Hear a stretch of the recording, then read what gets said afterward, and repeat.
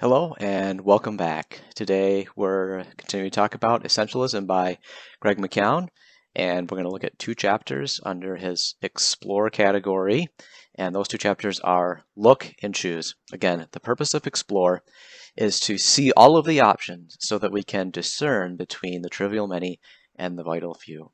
Okay, let's take a look at Look. Look. McKeown's big idea here is that he wants us to be a journalist of your own life. Be a journalist. Journalists, they see all of the data, all of the information of the story, and they look for the lead. That is, they try to get through all of the details, all of the plethora of information to find what really matters to the people to whom they're writing the story. In other words, they're looking for the signal within the noise. A non-essentialist approach is just to hyper-focus on minor details. So for instance, there's a story of a tragic story of a plane crash.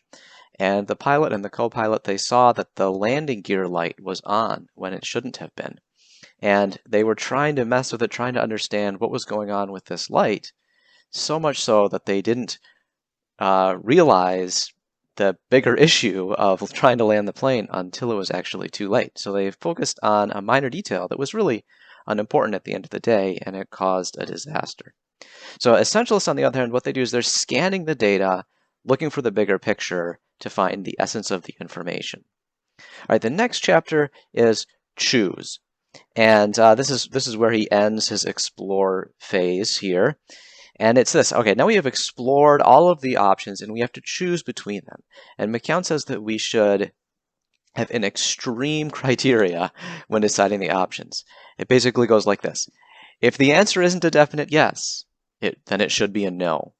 And he talks about what he calls the 90% rule. It's a process for decision making. He says, all right, you're deciding between options. The first thing you do is you figure out what's the most important criteria for this choice.